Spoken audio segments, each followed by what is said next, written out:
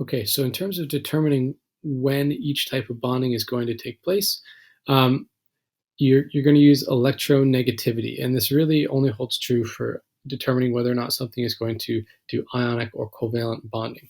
Um, so, covalent bonding happens when electrons are being shared between two atoms. This tends to happen between nonmetals, elements that have high electronegativities.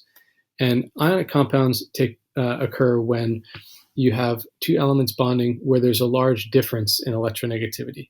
And so electrons are actually transferred from one type of element to the other, and that's how the ions are formed. One atom loses electrons and becomes positively charged. One type of atom gains electrons and becomes negatively charged. And so then you've got positive and negative ions that stick together. There's no definite sort of line in the sand when a bond switches from being perfectly covalent to perfectly ionic. Rather, there's like a continuum, a spectrum from 100% covalent or perfect sharing to 100% ionic, where electrons are fully transferred. We, as scientists, as human beings, like to sort of draw lines in the sand. So there are these sort of general values for electronegativity difference that we can use as rough guidelines of is a bond between these elements going to be covalent? Is it going to be ionic? Things like that. So in covalent, we've got electrons are shared.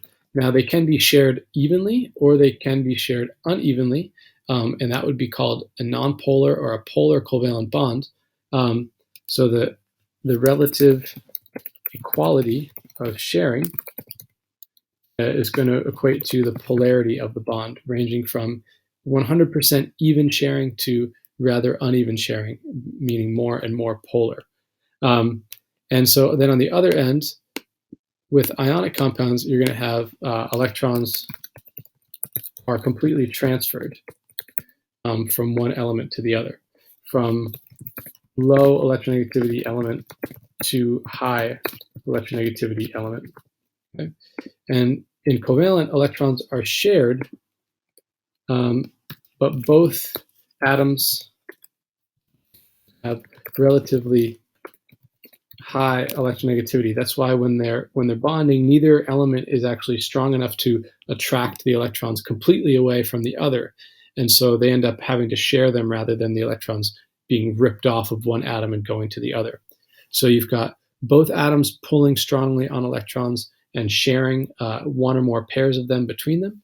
They could share them evenly if they have like the same electronegativity values or very close to the same, or they can share them unevenly if there's somewhat of a difference between their electronegativity values.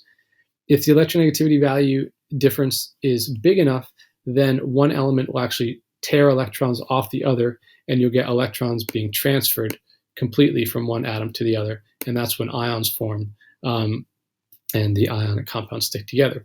So on this spectrum, we're going to use 1.8 as sort of the rough guideline. So if there's a difference of more than 1.8 between electronegativity values for these two elements, then we would predict that they form an ionic bond when they form a compound together.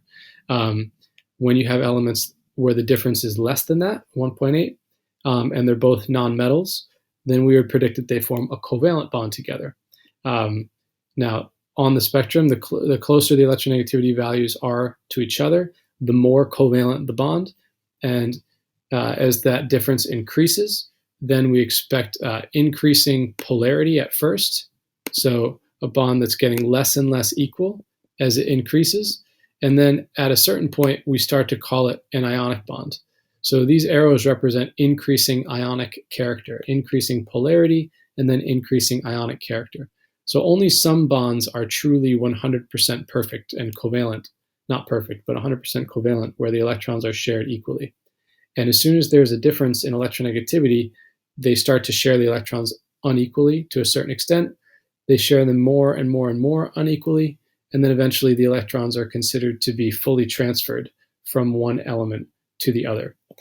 We can look at some specific examples and numbers in class, but you have the electronegativity table in the database, so it's pretty easy to look at two elements and decide, will they form covalent bonds? Will they form ionic bonds? General, really rough guidelines to use is that covalent bonds occur between nonmetal atoms. Those are atoms that have relatively high electronegativities and exist in the top right-hand corner of the periodic table, whereas ionic bonds are going to be between a metal and a nonmetal. So something with a high electronegativity and a metal with a low electronegativity. When you have metallic bonding, it's generally because you have, if it's an alloy, so two or more metals together, they have similar electronegativity values, but both are very low. And so since the electronegativity values are quite low, they don't form covalent bonds where they're both sharing these electrons.